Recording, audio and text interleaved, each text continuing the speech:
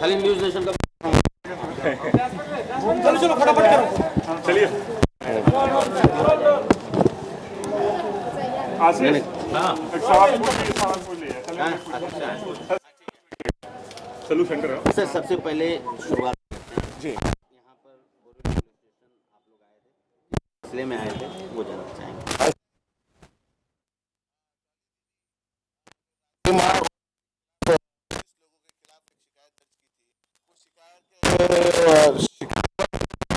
यहाँ के crime pi को 3 बजे एक लेटर लेकर का समन्स लेकर का कि आप तुरंत पुलिस स्टेशन आए। हम यहाँ पर 8:30 साढ़े 9 बजे के करीब कुछ पहुंची और पुलिस को कोऑपरेट किया और सारी जो बातें थी जो उन्होंने पुलिस को बताई, सारी बातें खत्म कर पर आकर अपनी मीडिया से बात कर रही थी तो उन्हें एक धमकी भरा फोन आया जिसमें यह कहा गया कि अगर कल तक आपने राधे माँ से माफी नहीं मांगी और कल तक अगर राधे माँ से माफी नहीं मांगी तो आपको खत्म कर दिया जाएगा और आपको मरने के बाद राधे माँ से माफी मांगनी पड़ेगी। मैं ये पूछना चाहता हूँ कि मुंबई पुलिस स्टेशन के अंदर किसी महिला को रात को 11 बजे कोई धमकी देता है पर मुंबई की पुलिस चुप बैठी है। सरकार आज देवेंद्र फडणवीस सीएम को यह पता नहीं है कि यहाँ की पुलिस क्या कर रही है। आज खिलाफ ही तो आज मैं बोल रहा हूँ, उसी के खिलाफ के लिए तो मैं आया हूँ।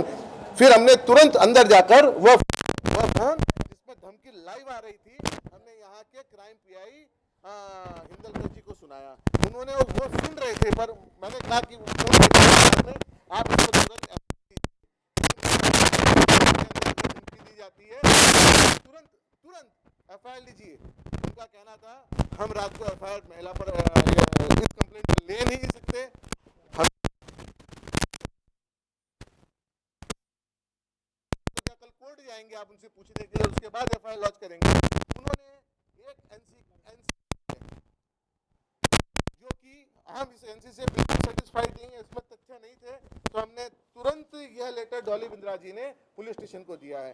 और एक लेटर हमने डॉली बिंद्रा जी ने पुलिस स्टेशन को लिखा है, उसमें स्पष्ट लिखा है कि क्राइम पीआई और यहाँ की पुलिस स्टेशन के पास फोन पर धमकी आई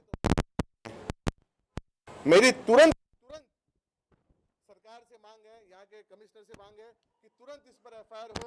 राधे माँ के साथ में जितने लोग धमकी दे रहे हैं तुरंत गिरफ्तार करें। एक महिला को इन्होंने सुरक्षा देने की नहीं सोची। मैंने इनसे कहा कि रात को 12 बजे महिला जाएगी कैसे? उन्होंने कहा आप तो साथ जाएंगे ना। अरे हम तो जाएंगे, पुलिस का काम अगर हमें ही करना है तो आप पुलिस स्टेशन छोड़ दीजिए। अपना नाम बता दीजिए। मेरा नाम संजय बेड़िया, बीजेपी यूथ लीडर। एक मिनट यार रुको ना, आराम सेटल हो जाओ। आपको इसकी कॉपी चाहिए जो? हाँ कॉपी रोल कर दो। शुरू से पहले का पार्ट हो गया। रोल कर रहे हैं, रोल। डॉली जी, मुंबई पुलिस ने कल सम्मन भेजकर आपको तलब किया था, क्या मामला था, किस मामले में आज बुलाया गया था आपको, पहले ये बताइए। पहले सुबह 12 के आसपास हिंगलकर जी का फ़ोन आया और एक फ़ोन आने के बाद उन्होंने ये कहा कि मैं चाहता हूँ आपकी जो कंप्लेन आई है उसके लिए स्टेटमेंट के लिए आप आइए। तो मैंने उनको ये कहा कि जो मेरी स्टेटमेंट है उसी को आप जो मेरी कंप्लेन है उसी को स्टेटमेंट समझिए और उसमें मैंने साफ साफ लिखा हुआ है नीचे, इसी को मेरी स्टेटमेंट समझिए। तो कहते बहुत ज़्यादा लिखा हुआ है कि आप यहाँ आ जाइए। तो मैंने कहा ठीक है। तो मैंने कहा आपका ऑफिशियल स्टेटमेंट कब आप मुझे लेटर भिजवा रहे हैं? तो बोले लेटर आ जाएगा आपको दोपहर तक। तो उन्होंने कहा मैं अभी हूँ ऑफिस में, पुलिस स्टेशन में हूँ, आप आ जाइए। मेरे घर पे सूरत से कोई गेस्ट आए थे तो मैं नहीं आ पाई। उसके बाद मुझे बॉम्बे जाना था टाउन में। इतने में जब मैं आधे रास्ते बॉम्बे की तरफ पहुँची हूँ तब घर से फ़ोन आया कि लेटर आ गई है। तो वो मैं सारा काम उधर का छोड़ करके मैं भाग करके इधर आई हूँ वापस, क्योंकि हमारी मुंबई पुलिस ने मुझे बुलाया है और मेरी स्टेटमेंट रिकॉर्ड करनी है। किस मामले में स्टेटमेंट रिकॉर्ड हुई? जो मैंने राधे माँ के अगेंस्ट, इसको राधे माँ नहीं बोलते इस औरत को, इसको बोलते हैं, ये इसका जो बब्बू नाम है वो इस्तेमाल करेंगे अभी, क्योंकि ये नाम मैं नहीं लेना चाहूँगी। और एमएम मिठाई वाला की जितनी परिवार है जो मेरे कंप्लेन में इन्वॉल्व है उनका नाम, उनके ऊपर जो किया है, जो 20 लोगों के खिलाफ और भी नाम मैं डालने वाली हूँ। और भी नाम डालने वाली हूँ। जो जो मेरे साथ चंडीगढ़ में थे, मुकेरिया में थे, मैं सबके नाम डालूंगी। ये जितने शरीफ के चोले आज पहन के बैठे हैं और शरीफ के चोले पहनकर गुंडागर्दी कर रहे हैं, हर एक पल में मुझे एक कॉल आता है, हर एक पल में। ये कोई नई बात नहीं है, तो मैं आप लोगों के साथ बात कर रही थी, आप लोगों के सामने कॉल आ गया। क्योंकि मैं, आप देखिए ना, मैंने बोला धमकी वाला फ़ोन है, क्योंकि मेरे अब हर एक पल में धमकी वाले ही फ़ोन आ रहे हैं। टॉर्चर किया जा रहा है, हैरेसमेंट किया जा रहा है, मेंटल स्ट्रेस किया जा रहा है। रात को बोलो, सुबह बोलो। मैंने 12 तारीख को एक मलाड पुलिस स्टेशन में कंप्लेन, जब स्टार्ट में आई थी धमकी, मैं बार बार क्या पुलिस स्टेशन भागती रहूंगी कि अब आई धमकी, अब आई धमकी, अब आई धमकी। डॉली जी, जो नॉन स्टॉप धमकियां चालू है। डॉली जी, पुलिस स्टेशन के अंदर जो आपको धमकी आई है वो क्या थी और उसके बाद आपने क्या किया, ये बताइए। उसने ये कहा है, जो आप लोग से बात करते हो आई, आधी रिकॉर्डिंग आपके पास भी है, बाकी की रिकॉर्डिंग मैं आपको दे दूंगी। कहता है कि एक आदमी नहीं बोल रहा है, उसमें 2-3 आदमी हैं, 2-3 आदमी लोग हैं। आवाज़ें बदल बदल के, एक भारी आवाज़ भी सुनाई में आ रही थी। क्या कहा बताइए। और पहले कहता है कि तुमने राधे माँ के खिलाफ ऐसी बातें कैसे करी, कंप्लेन कैसे करी, तुम सॉरी बोलो, पहले कल के कर ली, नहीं तो तुमको पूरे परिवार को फायरिंग कर देंगे। मैंने कहा आप मुझे धमकी दे रहे हो? तो बोलता धमकी देने वाले दिन गए, हम तो काम करने वाले लोग हैं, हमें आता है कैसे करना है, क्या करना है, हम धमकियाँ नहीं दे रहे, हम कर देंगे। और तुम्हारे मरने के बाद, तुमको मारने के बाद तुम्हारे परिवार को भी आके सॉरी बोलना पड़ेगा राधे माँ को, ये भी कहा। और एक औरत के साथ जो आदमी लोग करते हैं वो तुम्हारे साथ हम लोग करेंगे, उसने ये भी कहा है।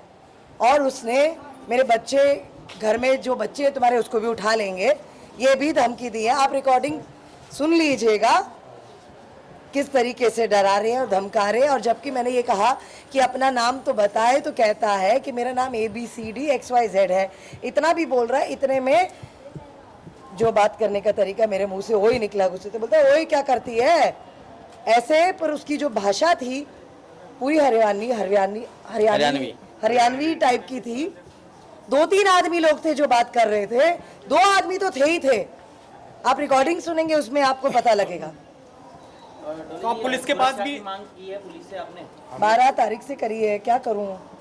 क्या कह रही है? क्या पुलिस ने सहयोग किया, कोई कंप्लेंट आपकी ली, क्या कोई भरोसा दिया पुलिस? अरे पैसे वाले लोग हैं, पब्लिक का पैसा है इन लोगों के पास।